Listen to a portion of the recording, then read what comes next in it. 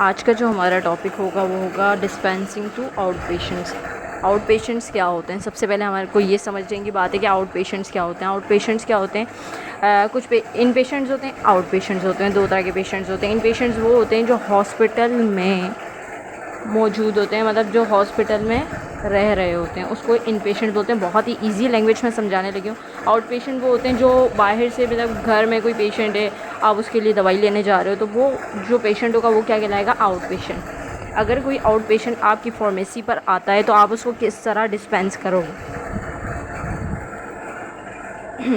तो सबसे पहले introduction. Out patient is a patient who is hospitalized for less than 24 hours or patient who is not hospitalized overnight but who visits a hospital, clinic or associated facility for diagnosis or treatment। ठीक है, out patient वो होगा जो hospitalised नहीं होगा या फिर hospital में आया और 24 आवर्स के अरसे से कम रहा और चला गया, या फिर वो पेशेंट जो अपने मतलब क्लिनिक पर आता है, डायग्नोज वगैरह करवाने, ट्रीटमेंट करवाने आता है, लेकिन रहता घर पर। मींस ये सिंपल लैंग्वेज में कि वो हॉस्पिटलाइज्ड नहीं होता और नहीं ओवरनाइट उसको, मतलब ये है कि स्टे नहीं करता हॉस्पिटल में, उसको कहते हैं आउट पेशेंट।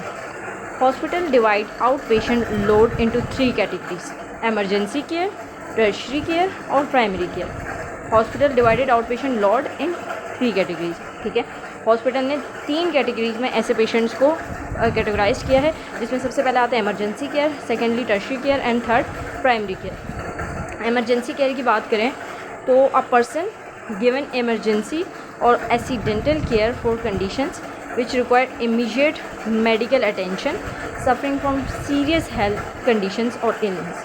ठीक है, अब क्या होता है कि हमारे पास कोई पेशेंट आया है और एक्सीडेंटल कोई बहुत ज़्यादा इमरजेंसी में आया है, तो उसको हम क्या कहेंगे? एमरजेंसी केयर इसको रिक्वायर्ड है, इसलिए उसको किस कैटेगरी में डाला जाता है? एमरजेंसी केयर की कैटेगरी में। और इस पेशेंट को हमें क्या करना है? मेडिकल अटेंशन फौरी तौर पर देना है, suffering from serious health condition. और ये पेशेंट क्या है? बहुत ही सीरियस हेल्थ कंडीशन में हमारे पास आ सकता है। सेकेंड हमारे पास क्या है? Tertiary referral care. टर्शरी और referral care, he is directly refer to out patient department by his attending medical practitioner for specific treatment other than an emergency treatment, biopsy, chemotherapy, colonoscopy। अब कह रहे हैं, अब इस किसी ने रेफ़र्ड किया है, ठीक है। अब जैसे बहुत सारे हमारे रिश्तेदार वगैरह होते हैं, हमें रेफ़र्ड करते हैं कि इस हॉस्पिटल से आप अपना ये इलाज करवाओ, ठीक है। तो किसी ने रेफ़र्ड किया है और वो आया है हमारे पास, तो उस सूरत में, और उसमें एमरजेंसी नहीं है, लाइक बायोप्सी करानी है, कीमोथेरेपी या कोलोनोस्कोपी, ये सब करवाना है, इसमें इमरजेंसी की कंडीशन नहीं होती, तो इस पेशेंट्स को हम बोलेंगे टर्शरी या रेफरल केयर। थर्ड हमारे पास आएगा प्राइमरी केयर। प्राइमरी केयर और majority care, it describes the range of services adequate for meeting daily personal health needs. Most primary care is used by patients who are ambulatory, are able to move about freely. Ambulatory patients होते हैं इसमें primary care में, जिसमें ऐसे patients होते हैं जो easily move कर सकते हैं और वो अपनी मेडिकेशंस लेने के लिए आ रहे हैं। और मेजॉरिटी केयर जो है ना, इसी के अंदर आता है, प्राइमरी केयर के अंदर, जो बहुत ज़्यादा आउट पेशेंट्स होते हैं इसी कैटेगरीज़ में आते हैं, प्राइमरी कैटेगरीज़ में, जो डेली बेसिस पर अपनी मेडिकेशंस वगैरह ले रहे होते हैं। अच्छा, उसके बाद है what is ambulatory care pharmacy practice. Ambulatory care pharmacy practice, ठीक है। अब हमने एक जिक्र किया एम्बुलेटरी केयर प्रैक्टिस, ठीक है, तो वो किस तरीके से करेंगे? Ambulatory care pharmacy practice is the provision of integrated accessible health care services of ambulatory patients transitioning from the health hospital to home और another care facility by pharmacists who are accountable for addressing medication needs, developing sustained partnerships with patients and practicing in the context of family and community। अब इन्होंने बताया है कि ambulatory care pharmacy practice is the provision of integrated accessible health care service of ambulatory patients transitioning from the hospital to home और another care facility by a pharmacist who are accountable for addressing medication need। Ambulatory care pharmacist may work in hospital based or community based setting। अब बता रहे हैं कि ambulatory care जो pharmacist होते हैं ना, उसका रोल बता रहे हैं। एम्बुलेटरी केयर फार्मेसी का ऊपर रोल बताया, नीचे बता रहे हैं एम्बुलेटरी केयर फार्मासिस्ट होते हैं वो हॉस्पिटल बेस्ड में भी वर्क कर सकते हैं और कम्युनिटी बेस्ड में भी वर्क कर सकते हैं, are involve in the direct care of a diverse patient population. ठीक है, अब हमारे पास आएगा ASHP minimum standards for ambulatory care pharmacist services, program directed by a qualified pharmacist. ठीक है, अब ये प्रोग्राम किसके लिए है? जो क्वालिफाइड फार्मासिस्ट है, ऐसे नहीं कोई भी टेक्नीशियन इस प्रोग्राम में या इस सर्विस में अप्लाई कर सकता है। Program directed by a qualified pharmacist, choice of drug and its use must be verified by a pharmacist. कोई भी ड्रग की चॉइस है या कोई भी यूज़ है वो हमने वेरीफाइड किससे करवाना है? फार्मासिस्ट से।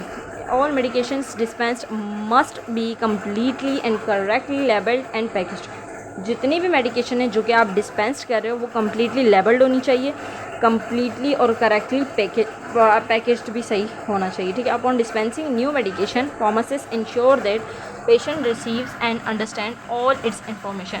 आप डिस्पेंसिंग के दौरान इस बात को मेक श्योर कर लेना कि जो मेडिकेशन आप न्यू सप्लाई कर रहे हो या पेशेंट को डिस्पेंस कर रहे हो उसको तमाम इन्फॉर्मेशन आप दे दो। ठीक है, all drugs in ambulatory care service areas will be properly control होनी चाहिए। क्लिनिकल एक्टिविटीज़ हैं ambulatory care settings. Clinical activities क्या होती हैं? Obtaining and documenting patient medication histories. अगर कोई पेशेंट है आपके फार्मेसी पर आ रहा है, ठीक है, मेडिकेशन वगैरह लेने, तो उसकी प्रॉपर उसकी जो डॉक्यूमेंटेशन है वो बनी होनी चाहिए ताकि उसको पूरा प्रीवियस आपके पास रिकॉर्ड मौजूद हो कि ये पेशेंट क्या मेडिकेशंस इतने प्रीवियस अरसे से कौन सी मेडिकेशंस लेता आ रहा है। ठीक है, monitoring safety and efficacy of drugs विया मेडिकेशन प्रोफाइल। ठीक है, अगर आपके पास कोई पेशेंट आ रहा है, उसकी कोई मेडिकेशन प्रोफाइल उसके पास मौजूद है या आपके पास है, तो आप उसको मॉनिटर करो, उस मेडिकेशन प्रोफाइल को देखते हुए उसकी ड्रग्स की एफिकेसी और सेफ्टी को आपने मॉनिटर करना है। ठीक है, प्रोवाइडिंग ड्रग इन्फॉर्मेशन प्रोवाइड करोगे आप। ठीक है, अब पेशेंट है उसको ड्रग की इन्फॉर्मेशन नहीं है, आपने बताना है भाई किसके साथ लेनी है, किसके साथ नहीं लेनी है, कब यूज़ करनी है, कितने टाइम लेनी है, कितनी लेनी है, ये सारी चीज़ें आप जो है ना इन्फॉर्मेशन पेशेंट के दोगे। अब क्या? Assisting prescribers in proper selection and adjustment of drug therapy. अच्छा, यही बता रहे हैं, assisting prescribers in proper selection and adjustment of drug therapy, detecting और reporting adverse effect. ADRs means adverse reactions. ठीक है, एडवर्स रिएक्शन इफेक्ट्स जो भी, interactions, non compliance, educating and counselling patients, general public in proper use of medications. ठीक है, आपने क्या करना है, जो हमारा पेशेंट होगा उसको एजुकेट करना है प्रॉपर, उसको काउंसिल करना है पेशेंट को कि कोई भी मेडिकेशन का यूज़ क्या है। Participating in DURS patient care audits and clinical drug investigations, participating in education of health care provides. Participate आपने रखना है भाई, आप ऐसे नहीं फार्मासिस्ट हो तो आप किसी चीज़ में पार्टिसिपेट ना करो, पार्टिसिपेट करना है ताकि आपकी नॉलेज में इजाफा हो। ठीक है, developing system for delivery of pharmacy services की डिलीवरी के लिए प्रॉपर एक सिस्टम डेवलप करना है। Drug distribution to out patient, जो आउट पेशेंट है उसको ड्रग डिस्ट्रीब्यूशन किस तरह करनी है। No medicament should be issued without the prescription, आपने ऐसे नहीं देना है। अगर कोई भी पेशेंट आए मुझे ये गोली दे दो या ये देना, प्रिस्क्रिप्शन देखनी है, फिर आपने कोई ना कोई मेडिकेशंस उसको प्रिस्क्राइब करनी है या देनी है। ठीक है, प्रिस्क्राइब तो डॉक्टर ही करेगा, डिस्पेंस करनी है। ठीक है, after the issues has been made the quantities supplied must be recorded. आपने ये देख लिया भाई, प्रिस्क्रिप्शन देखी उसकी रीड की, उसके बाद quantity supplied must be recorded. कितनी क्वांटिटी आप सप्लाइड करोगे वो सारा रिकॉर्ड में आपके होना चाहिए। Medications are given to the out patients from the pharmacy situated in the out patient. Medications are given to the outpatients from the pharmacy situated in the outpatient block। ठीक है, outpatient block के अंदर जो pharmacy situated होगी उस pharmacy से आपने देनी है। अच्छा, आउट पेशेंट एक्टिविटी चार्ट और it's written by doctor received by pharmacist. ठीक है, अब आपने क्या किया, प्रिस्क्रिप्शन डॉक्टर ने लिखी, फार्मासिस्ट ने रिसीव की, फिलिंग ऑफ प्रिस्क्रिप्शन को फिल किया, डिस्पेंसिंग ऑफ पेशेंट को डिस्पेंस कर दिया। ठीक है, अब पेशेंट को डिस्पेंस करने के बाद क्या करना है, प्रिस्क्रिप्शन पेमेंट और प्रिस्क्रिप्शन फिल्ड, दो पार्ट आते हैं। पेमेंट कौन करेगा और फिल्ड कौन करेगा। नार्कोटिक प्रिस्क्रिप्शन फाइल और रेगुलर प्रिस्क्रिप्शन फाइल, दो फाइल्स बनानी है। एक फ़ाइल में क्या होगा, नार्कोटिक प्रिस्क्रिप्शंस होती हैं और एक में रेगुलर प्रिस्क्रिप्शंस जो डेली नॉर्मल पेशेंट भी ले रहे होते हैं। ठीक है, receipt of payment, cash, change, static and report. अब क्या करना है, पेमेंट की रिसिप्ट देना है उनको, ताकि वो एक्सचेंज करवाना है तो एटलीस्ट आपके रिकॉर्ड में हो, ठीक है। कैश और चेंज वगैरह ये सारा प्रिस्क्रिप्शन पेमेंट में होगा और ये प्रिस्क्राइब्ड फील्ड में होगा। अच्छा, location of out patient dispensing area, हमारे पास लोकेशन में कौन सा आएगा एरिया, कि किस एरिया पर आपने आउट पेशेंट डिस्पेंसिंग एरिया बनाना है, क्या लोकेशन होनी चाहिए। No set rules, separate out patient pharmacy बनानी है, combined in and out patient unit with service from same window, separate और separate window, combined in and out patient unit with service from same window और separate window. और जो cabinet है वो आपका जो है कंबाइंड इन पेशेंट और आउट पेशेंट का जो बनाया आपने, विंडो सेम भी हो सकती है और सेपरेट भी हो सकती है, ठीक है। उसके बाद क्या है, in it should be located on the ground floor of the building. अब ज़्यादातर जो है ना ये सूटेबल रहेगा कि जो पेशेंट की जो फार्मेसी है ना, जो हॉस्पिटल की जो हॉस्पिटल फार्मेसी है वो आपकी जो होती है वो आपने क्या बनानी है, ग्राउंड फ्लोर पे बनानी है। ऐसे नहीं पेशेंट फर्स्ट फ्लोर पे ढूंढ रहा, सेकंड फ्लोर पे ढूंढ रहा, अभी फार्मेसी नहीं मिल रही, अर्जेंट मेडिकेशंस की नीड है, तो फ्रंट पर ग्राउंड फ्लोर पे बनानी है। Should be located on the ground floor of the building. The outpatient dispensing area should be provided with the proper seating arrangement. जो outpatient है, देखो आपको पता है वो जो पेशेंट्स हैं आउट पेशेंट, उसके लिए सिटिंग एरिया बनाना ज़रूरी है, क्योंकि वो हॉस्पिटलाइज नहीं होते, वो आते हैं वेटिंग पर होते हैं, तो उसके लिए प्रॉपर सीटिंग अरेंजमेंट होनी चाहिए। उसके बाद है the pharmacy receive it's supplies from medical stores weekly but emergency supplies can be obtain at any time, ठीक है। और इसका जो सप्लाई है वीकली इसका सप्लाई करना चाहिए जो मेडिकल स्टोर्स होते हैं, लेकिन एमरजेंसी जो मेडिकेशंस होती है एट अ टाइम चाहिए होती है, तो वो किसी टाइम पर भी मौजूद होनी चाहिए। टाइप्स ऑफ प्रिस्क्रिप्शन रिसीव, कौन कौन सी प्रिस्क्रिप्शंस आपके पास आती हैं। क्लिनिकल पेशेंट्स होते हैं, कोई डिस्चार्ज हॉस्पिटल पेशेंट्स होते हैं, एम्प्लॉयज़ होते हैं, patients recruited for research studies, private patients, ठीक है। सारी पेशेंट्स की टाइप्स हैं। अच्छा, dispensing routine, clinical patients prescription call check, clinical patients होते हैं, इन पेशेंट डिस्चार्ज होता है, इमरजेंसी पेशेंट्स होते हैं, पेशेंट्स इन्वॉल्व इन रिसर्च, ठीक है। Dispensing routine, prescription medicine are entertain in the pharmacy, prescription and label are numbered by machine, directions and pertinent information placed on label, ancillary labels affixed, proper medication placed in container, ठीक है। check for accuracy conducted, prescription wrapped and dispensed, prescription separated into outpatient discharge, ठीक है। Dispensing to emergency patient, emergency patient को कैसे dispense करेंगे, prescription received by patient after treatment in emergency ward, ठीक है।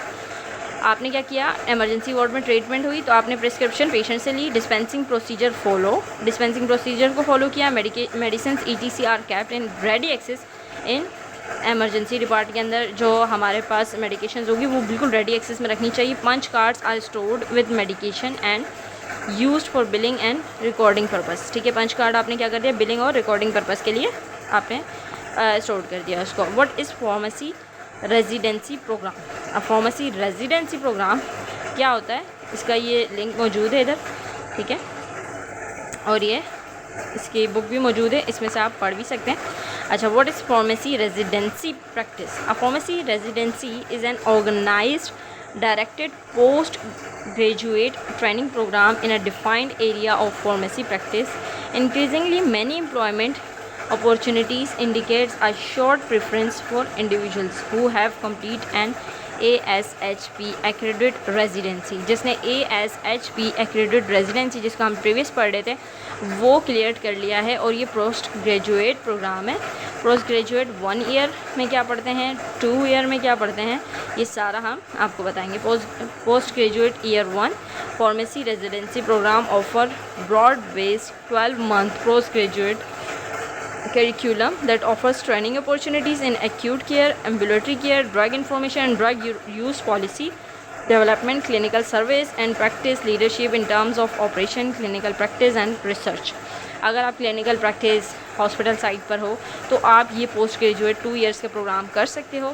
इस प्रोग्राम्स में क्या क्या इंक्लूड होगा वो मैं सब बता चुकी हूँ। Acute care, ambulatory care, drug information, drug use policy development, clinical services and practice leadership in term of operations, clinical practice and research. Second year में आपका क्या होगा, pharmacy residency programs offer a specialized approach to managing patients in multiple practice setting including ambulatory care. इसकी भी जो है website available है। अच्छा, लिस्ट ऑफ PG2 स्पेशलिटीज़ और pharmacy services, ambulatory care, cardiology, drug information, emergency medicine. अब इसमें क्या बता रहे हैं, लिस्ट बता रहे हैं, PGY2 की लिस्ट बता रहे हैं। PGY2 का मैंने बता दिया था, इसमें लिस्ट में क्या क्या आता है ये सारा मैंने बता दिया। Geriatric, infection disease, internal medications, medication use safety, nutrition support, oncology, paediatric, pharmacotherapy, health system, pharmacy administration, psychiatric, solid organ transplant. ASHP accreditation standard for post graduate pharmacy residence programme, ठीक है। स्टैंडर्ड 1, स्टैंडर्ड 2 इसके सारे standards हैं, ठीक है। Post graduate programmes के इसमें standard 1 में आएगा requirements and selection of residents, responsibility of the program to the resident, design and conduct of the residency program, requirement of residency programme directorate and preceptors, requirements of the site conducting the residency program and pharmacy services, सारे standards बता दिए। अच्छा, ACHP standard 1 की अगर बात करें, resident must B pharmacist. PG1 वाला जो हम PGY1 वाला जो फार्मासिस्ट है, जो रेजिडेंट है वो क्या होना चाहिए, फार्मासिस्ट होना चाहिए। Resident must be an ASHP accredited PGY1 pharmacy residency program, ठीक है। अच्छा, responsibility of the program to the resident. अब प्रोग्राम की क्या रिस्पॉन्सिबिलिटी है रेजिडेंट के लिए, तो हम क्या करेंगे, program must be a minimum of 12 months, full time practice commitment and comply with the ASHP duty are requirements for pharmacy residents. All programs in the ASHP accreditation programs must adhere to the rules for the ASHP pharmacy resident matching program. The residency program must provide residents an area in which to work, reference and अब ये भी सारा बता रहे हैं कि 12 months का होना चाहिए, कुछ रूल्स रेगुलेशंस बता रहे हैं, फिर ये बता रहे हैं कि आप जो भी आ रहे हो फुल टाइम प्रैक्टिस कमिटमेंट करो 12 months, ये सारी चीज़ें आपकी क्या हैं, स्टैंडर्ड्स हैं, क्या रिस्पॉन्सिबिलिटी है प्रोग्राम की, ठीक है। अब यहाँ पे बताया हमने थर्ड पॉइंट में, थर्ड पैराग्राफ में, the residency programme must provide residents an area in which to work, reference and appropriate level 2 of relevant technology, access to extramural education opportunities, ठीक है। अच्छा, उसके बाद आएगा हमारे पास स्टैंडर्ड नंबर 3, उसमें आएगा design and conduct of residency program. क्या डिज़ाइन हैं, क्या कंडक्शन है, ठीक है, वो सारी एक्सप्लेन करेंगे। Residency purpose and description. The residency programme must be designed and conducted in a manner that support residents in achieving the following purpose and the required education competency areas, goals and objectives described in the reminder of the standards. अब एक हमारा जो standard बना हुआ है उसके reminders में हमारे पास कुछ प्रोग्राम्स, कुछ एरियाज़, कुछ गोल्स बताएंगे, ठीक है, कुछ ऑब्जेक्टिव्स बताए गए। अब जो हमारा प्रोग्राम्स डिज़ाइन कर रहे हो आप, वो उसी गोल के अकॉर्डिंग आपने डिज़ाइन करना है, ठीक है। अब क्या करना है, उसी गोल के हैं। The residency programme must be design and conducted in a manner that supports residents in achieving the following purpose and the required educational competency areas, required education, ठीक है, ये सारी चीज़ें होनी चाहिए। अच्छा, requirement of the residency programme directorate and preceptors, ठीक है। अब जो रेजिडेंसी प्रोग्राम डायरेक्टर है और प्रीसेप्टर्स हैं, उनकी क्या रिक्वायरमेंट्स, प्रोग्राम लीडरशिप रिक्वायरमेंट्स और eligibility. Each residency programme must have a single RPD who must be a licensed pharmacist from a practice site with demonstrated expertise in the chosen area of advanced practice. Organization shall allow RPDs to appoint and develop pharmacists to become preceptors for the program. Preceptors must be licensed pharmacists who have completed an ASHP accredited PGY2 residency followed by a minimum of 1 year of pharmacy practice in the advance practice area. अब ये बता रहे हैं कि क्या requirement हैं, जो director हैं उसकी क्या रिक्वायरमेंट्स हैं, रिक्वायरमेंट्स, हाँ जी, रिक्वायरमेंट्स क्या हैं RPD की। अब किस तरह से सिलेक्शंस होंगी PG2, इसमें बता रहे हैं थर्ड पॉइंट में कि ASHP जो हमारे पास प्रीसेप्टर्स होंगे उन्होंने क्या किया हुआ हो, और जो RPDs हैं उन्होंने क्या किया हुआ, ये सारा बता रहे हैं, ठीक है। उसके बाद आएगा हमारे पास स्टैंडर्ड नंबर 5, उसमें हम बताएंगे कि requirements of the site conducting the residency program, ठीक है। क्या रिक्वायरमेंट्स है, residency programme must be conducted only in those practice setting where staff are committed to seek excellence in patient care area. अब वहीं हमने करना है जहाँ का जो स्टाफ है वो एक्सीलेंस लेवल पर हो. 2 or more practice sites or a sponsoring organization working in cooperation with 1 or more practice sites. मतलब उसके स्पॉन्सर भी होना चाहिए. ठीक है. College of pharmacy health system में ऑफर ऑफ फार्मेसी रेजिडेंसी. अच्छा, multiple site residency programme must be in compliance with the ASHP accreditation policy for multiple site residency program. Standard number 6 को पढ़ेंगे हम, जिसमें पढ़ेंगे फार्मेसी सर्विसेज क्या होनी चाहिए for hospital setting. This standard is based on the ASHP guideline minimum standard for pharmacies in hospital. For ambulatory setting, it is based on ASHP guideline minimum standard for pharmaceutical services in ambulatory care. अच्छा, residency PGY2 in ambulatory care pharmacy practice. There are many opportunities for pharmacy residents to gain experience in ambulatory care pharmacy practice. The PGY2 residency in ambulatory patient pharmacy is designed to transition PGY1 residency graduates from generalist practice that includes the ambulatory environment to specialized practice specific to the needs of. अभी बता रहे हैं residency in ambulatory care pharmacy practice. Residency किस तरीके से होगी ambulatory care. The post graduate programme approved by ASHP. This residencies graduate are empowered to treat and appropriately triage the most complex chronic and acute illness presented by ambulatory patients. Residency in ambulatory care pharmacy practice. The residency program is a continuity of care from the physician office practice through the community pharmacy within the context of a long health care partnership with the patient. The resident will develop advanced clinical skills as ambulatory care pharmacotherapy specialist and enhance writing and research skills as well as didactic and experimental teaching. The primary practice sites are pharmacist run, physician supervised internal medicines and cardiovascular prevention practice, anticoagulation management, pain management, pharmacotherapy management, immunization services. ये तमाम residency in ambulatory care pharmacy practice में बता रहे हैं कि क्या क्या include होगा. ठीक है. अच्छा, safe and effective use of drug का एक्सप्लेन करेंगे, जिसमें हमारे पास पेशेंट काउंसलिंग आएगी. इसमें एक्टिव काउंसलिंग हो सकती है, पैसिव काउंसलिंग हो सकती है और एक्टिव पैसिव कंबाइंड काउंसलिंग भी हो सकती है. Type of information to be provided. किस टाइप की इंफॉर्मेशन आप प्रोवाइड करोगे. Removing drug from package. Administering drug includes tablets, ophthalmic preparations, inhalations, suppositories, transdermal, ये सारी जितनी भी मैंने needed type drug. Use of water, कितना आपने वाटर यूज़ करना है. टाइमिंग ऑफ डोज क्या है. When needed type drug. Duration of use. Storage. Side effect क्या हैं इसके. ड्रग इंट्रैक्शंस क्या हैं. एलर्जीज़ क्या हैं. Refill informations and additional information. ठीक.